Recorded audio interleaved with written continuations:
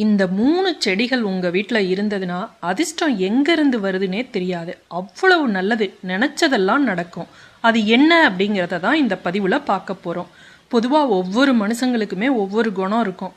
அதே மாதிரி தாங்க இந்த பிரபஞ்சத்துல இருக்கிற ஒவ்வொரு பொருளுக்கும் ஒவ்வொரு விதமான அதிர்வலைகளை உண்டாக்கக்கூடிய தன்மை இருக்கும். அந்த வகையில இந்த தாவரங்களும் பார்த்தீங்கன்னா ஒரு விதமான அதிர்வலைகளை உண்டாக்கும்.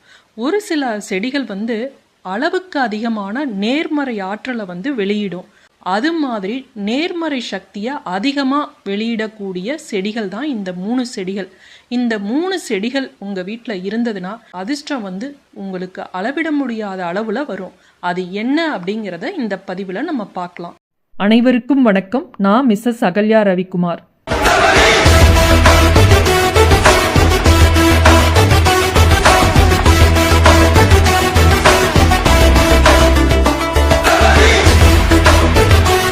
நம்ம வீடுகளில் நல்ல நேர்மறையான சக்தி பெருகணும் அப்படின்னா சில பொருட்களை எந்த இடத்துல வைக்கணுமோ அந்த இடத்துல தான் நம்ம வைக்கணும். அதே போல் சில தாவரங்களை எந்த இடத்துல வளர்க்கணும் அப்படின்னு வாஸ்து சாஸ்திரத்தில் சொல்லியிருக்காங்க. நம்ம வீடுகள்லாம் மணி பிளான்ட் வராண்டாவில் பால்கனிலலாம் வளர்ப்போம். அது வீட்டில் செல்வமும் அதிர்ஷ்டமும் அதிகரிக்கும் அப்படிங்கிற நம்பிக்கையில் தான் நம்ம அதை வளர்க்குறோம். ஆனால் வைக்கக்கூடாத திசையிலலாம் நம்ம வச்சு வளர்க்குறோம். மணி பிளான்ட் தாவரம் அப்படிங்கிறது அறிவியல் ரீதியாக பார்த்தீங்கன்னாலும் காற்றில் இருக்கக்கூடிய மாசுக்கள் எல்லாம் அகற்றி நம்ம வச்சிருக்க இடத்த நம்ம வீட்டை தூய்மைப்படுத்துது. அது வாஸ்துப்படி சரியான திசையில் இருந்தால் தான் அது நல்லது. மணி பிளான்ட்டை தவறான திசையில் வச்சிங்க அப்படின்னா குடும்பத்துக்குள்ள குழப்பத்தையும் எதிர்மறையான தீய சக்திகளையும் ஏற்படுத்திடும் அப்படின்னு வாஸ்து சாஸ்திரத்தில் சொல்லியிருக்காங்க. வாஸ்து சாஸ்திரம் படி மணி பிளான்ட்டை வடகிழக்கு திசையில வைக்கவே கூடாது. ஏன்னா வடகிழக்கு திசை என்பது இந்த மணி பிளான்ட்டுக்கு எதிர்மறையான திசையாக சொல்லப்படுது. ஆகவே வடகிழக்கு திசையில மணி பிளான்ட்டை வச்சா நெருப்புல அமர்வதற்கு சமமாகிடும் அப்படின்னு வாஸ்து சாஸ்திரத்துல சொல்லியிருக்காங்க. மணி பிளான்ட்டை சரியான திசையில வச்சா மட்டும்தான் அது பணத்தை மட்டும் இல்லை நல்ல உறவுகளையும் நமக்கு ஏற்படுத்தி கொடுக்குமா. மணி பிளான்ட்டை கிழக்கு மற்றும் மேற்கு திசைகளில் வச்சோம்னாலும் கணவன் மனைவிக்கிடையே உறவுலாம் சிக்கலாகி நிறைய பிரச்சனைகள் ஏற்படும் அப்படின்னு சொல்லியிருக்காங்க. மணி பிளான்ட் செடியில் இருக்கக்கூடிய இலைகள்லாம் வாட விடவே கூடாது. அந்த இலை எப்பவும் பசுமையாக இருக்கணும். அப்போதான் குடும்பத்துக்கு நல்லது. மணி பிளான்ட் செடி வச்சுருக்கீங்க அப்படின்னா தினமும் அதுக்கு தண்ணி ஊற்றுங்க. இந்த செடி இல்லை எந்த செடி வச்சுருந்தோம்னாலும் அதை வாட விட்டோம் அப்படின்னா அது நமக்கு நல்லதில்லை.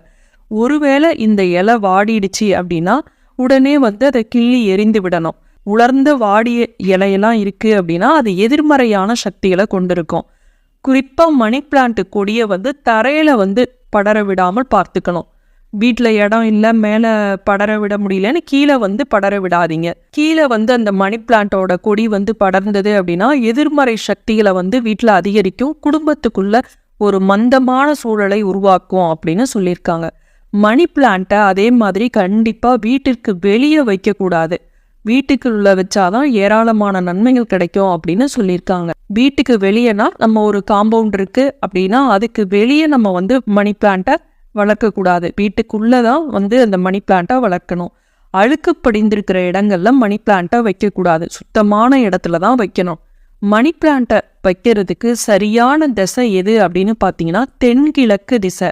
இந்த திசையில வச்சா மட்டும்தான் குடும்பத்திற்கு மகிழ்ச்சியும் செல்வ செழிப்பும் ஏற்படும். மணி பிளான்ட்டை வீட்டுக்குள்ளேயோ வராண்டாவிலையோ எங்க வேணாலும் வைக்கலாம். வெற்றிலையில கார்ப்புத்தன்மை இருக்கிறதுனால ஆரோக்கியம் சார்ந்த பல நல்ல விஷயங்களுக்கு இது பயன்படுது. அசைவ உணவை சாப்பிட்றவங்களுக்குலாம் அஜீரண கோளாறு வந்துருச்சு அப்படின்னா வெற்றிலை பாக்க வாயில போட்டு மென்னுகிட்டோம்னா உடனே தீர்வு கிடைக்கும். இதோட கார்ப்புத்தன்மையால இது விஷ முறிப்பு ஆற்றல் கொண்டுள்ளது. தேல்கடிக்கு வெற்றிலையை மென்னு தின்னாவே நிவாரணம் கிடைக்கும்பாங்க. வெற்றிலை கொடியை வீட்டில் வளர்த்தோம்னா விஷப்பூச்சிகள் எந்த விஷ ஜந்துக்களும் வீட்டை நெருங்காது அப்படிம்பாங்க. அதே போல வெற்றிலை வளரும் வீடுகளில் பில்லி சூனியம் ஏவல் இது மாதிரி செய்வினைகள்லாம் செய்ய முடியாது அப்படிம்பாங்க. அப்படி இருக்கிறப்ப இதை வீட்டில் வளர்த்தா என்ன பிரச்சனை வரும் அப்படிங்கிறத தெரிஞ்சுக்கலாம். வெற்றிலையும் மகாலட்சுமிக்கு சொந்தமான ஒரு பொருள் தான். ஆனா அந்த வெற்றிலைய எந்த திசையில எங்க வளர்க்கணும் அப்படிங்கிறது முக்கியம். அப்பதான் வீட்டுல வந்து ஐஸ்வர்யம் பெருகும். இல்லைன்னா அது அபசகுணம் மாதிரி ஆயிடும்.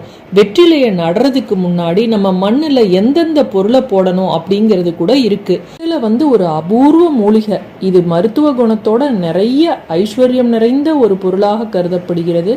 அதே சமயம் வெத்தலையை வந்து யாரும் தனியா வெறும் வெத்தலையை எந்த ஒரு காரணத்துக்கும் ஒரு மருந்து பொருளுக்கோ இல்லை எதுலையும் நம்ம வந்து தாம்பூலம்லாம் தெரியும், நமக்கு வெத்தலை தனியா வச்சு தரமாட்டோம். இல்லை ஒரு மருந்துக்காக கொடுக்குறோன்னா கூட தனியா வெத்தலையை தராதிங்க. வேண்டாத உறவிற்கு வெறும் வெத்தலை அப்படிங்கிற பழமொழியே இருக்கு. வெறும் வெத்தலையை கொடுத்தோம் அப்படின்னா உறவு பகையாயிடும் அப்படின்னு அந்த காலத்துல முன்னோர்கள் சொல்லியிருக்காங்க. வெற்றிலை கொடி வந்து எல்லார் வீட்லயும் வச்ச உடனே வளராது. சில பேர் வீட்டுல எல்லாம் அப்படியே பட்டு போயிடும். சில பேர் வீட்டுலதான் பச்சை பசேல்னு அப்படியே தழைத்து வளரும். நேர்மறை ஆற்றல் இல்லாததுதான் வளராததுக்கு காரணம். பாசிட்டிவ் எனர்ஜி எந்த இடத்துல நிறைஞ்சு இருக்கோ அந்த இடத்துல வந்து இந்த கொடி வந்து நல்லா செழிப்பா வளரும். கண் திருஷ்டி, கெட்ட சக்தி இதெல்லாம் இருக்கு அப்படின்னா அந்த வீட்டுல வந்து அது வளராது, அது பட்டு போயிடும். வெற்றிலையில பூ பூக்காது, காய் காய்க்காது. இந்த காரணத்தால இது ஒரு ஆண் தன்மையுடைய இலையாக பார்க்கிறார்கள். தனித்து இருக்கும் ஆண் வந்து மங்கள நிகழ்வாக இருப்பதில்லை. ஆணுடன் கூடிய பெண்ணுக்கு மங்களம் உண்டு என்பதால் வெற்றிலையை வந்து தனியாக தாம்பூலம் கொடுப்பதோ தோட்டத்தில் வளர்ப்பதோ செய்யக்கூடாது. வெற்றிலையை வந்து வீட்டோட முன்னாடி வளர்த்தோம் அப்படின்னா வம்சம் தழைக்காது அப்படிம்பாங்க. அந்த வீட்டில் இருப்பவர்களுக்கு திருமண தடை நிகழும், குழந்தை பாக்கியம் வந்து விரைவாக கிடைக்காது, வம்சத்துக்கே இது கேடு அப்படிம்பாங்க. இது எந்த அளவுக்கு உண்மை அப்படிங்கிறது பலருக்கும் தெரியாது. வெற்றிலைய வளர்த்தோம் அப்படின்னா அந்த வீட்டுல செல்வம் நிறைந்திருக்கும் அப்படிம்பாங்க. மகாலட்சுமியோட அம்சமா தான் வெற்றிலை பார்க்கப்படுது.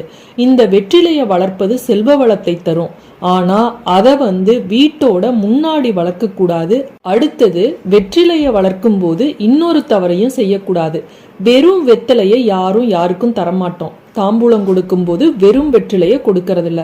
பாக்கு, பூவு, பழம் ஏதாவது சேர்த்து வச்சுதான் கொடுப்போம். தானம் செய்யறதுனாலும் சரி, மங்கள விஷயங்கள் குறித்த செயல்பாடுகள்லையும் சரி, வெறும் வெத்தலை யாரும் கொடுக்க மாட்டோம்.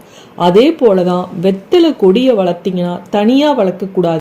அதோட வாழை மரம் இல்ல வேற பூச்செடிகள் வைத்து வளர்ப்பதுதான் நல்லது. வீட்டுல தோட்டம் மாதிரி இடம் இருக்கு அப்படின்னா வெற்றிலை கொடி வைக்கிறப்ப வடகிழக்கு மூலையில இடம் இருந்ததுன்னா அதை வைங்க.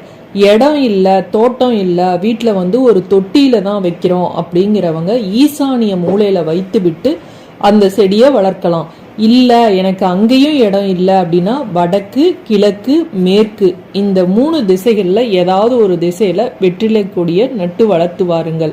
இந்த வெற்றிலை கொடியை நடுவதற்கு முன்பு குலதெய்வத்தை மனதார பிரார்த்தனை செஞ்சுக்கிட்டு சின்னதா ஒரு குழி தோண்டி அதுல 3 ரூபாய் நாணயங்கள், கொஞ்சமா மஞ்சள், கொஞ்சமா குங்குமம், பசும்பால் 1 ஸ்பூன் ஊற்றி உங்களுடைய வெற்றிலை கொடியை வந்து தலைத்து பட்டு போகாமல் வளர வேண்டும் அப்படின்னு இறைவனை வந்து மனதார வேண்டிக்கிட்டு மகாலட்சுமியை பிரார்த்தனை பண்ணிக்கிட்டு வெற்றிலை கொடியை அந்த குழிக்குள்ள உங்க கையால வச்சு சிறிதளவு மண்ணை 3 முறை போட்டு அதுக்கப்புறமா தண்ணி தெளித்து மண்ணை வந்து சமன் செய்யுங்க. செய்யறதுனால உங்களுடைய வீட்டுல வந்து வெற்றிலை செடி வந்து நல்லா வளரும்.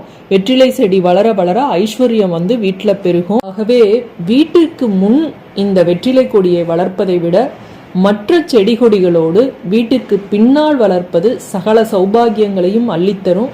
இடவசதி இல்லைங்கிறவங்க வீட்டோட 2 புறங்களிலும் சைட்ல இடம் இருந்தது அப்படின்னா அந்த இடத்துல வளர்க்கலாம்.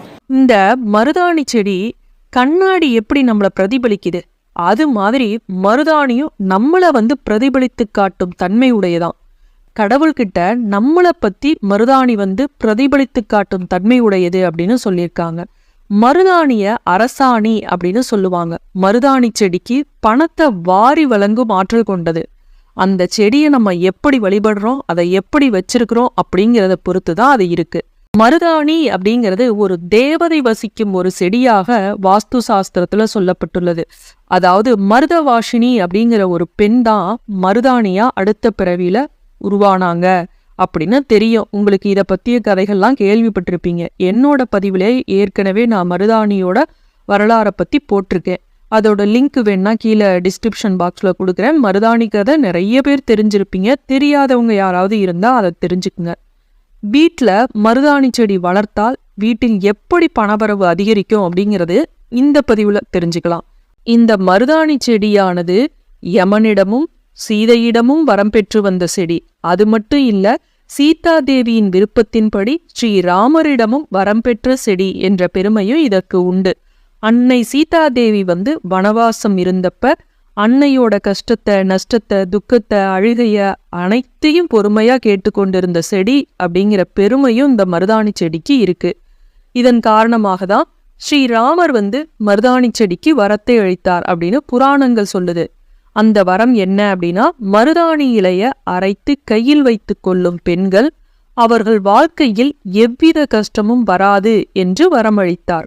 இத்தகைய மருதாணி செடியில் மகாலட்சுமி எப்போதும் நிரந்தரமாக வாசம் செய்வாள் என்ற வரமும் இந்த மருதாணி செடிக்கு கிடைத்ததாக சாஸ்திரங்கள்ல கூறப்பட்டுள்ளது.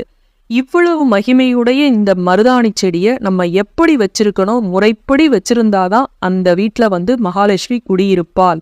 இந்த மகாலட்சுமி அம்சம் நிறைந்த இந்த மருதாணி செடியை வீட்டோட முன் வாசல்ல வளர்த்தோம் அப்படின்னா எதிர்மறை ஆற்றலானது நமது வீட்டு வாசல்ல தாண்டி வீட்டுக்குள்ள வராது. எதிர்மறை ஆற்றலை வீட்டு வாசல்லையே தடுத்து நிறுத்தும் தெய்வீக சக்தி உடையது இந்த மருதாணி. அதே போன்று மருதாணி இலைகளை கையில அரைச்சி வைக்கிறதுனால பெண்களை எந்த ஒரு தீய சக்தியும் துர்சக்தியும் அண்டாது அப்படிங்கிறது உண்மை.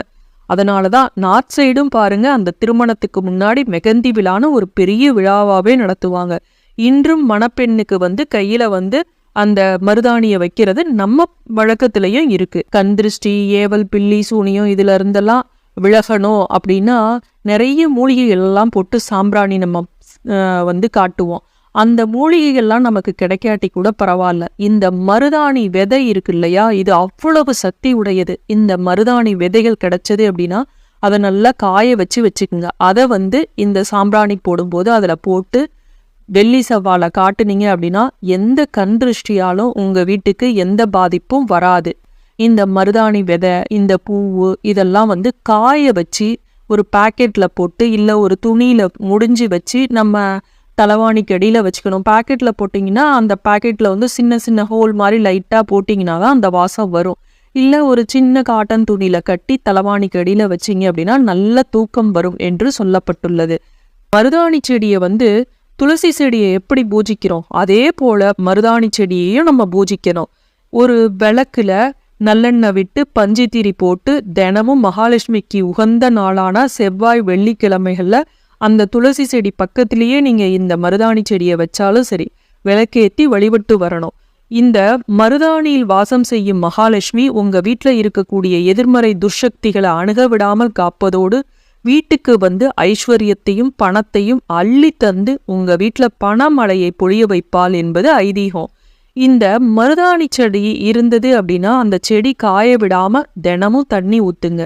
இந்த வாஸ்து தோஷத்தை போக்குகின்ற இந்த மருதாணி செடிய எந்த இடத்துல வேணாலும் வளர்க்கலாம் அப்படின்னு வாஸ்து சாஸ்திரத்துல சொல்லப்பட்டுள்ளது.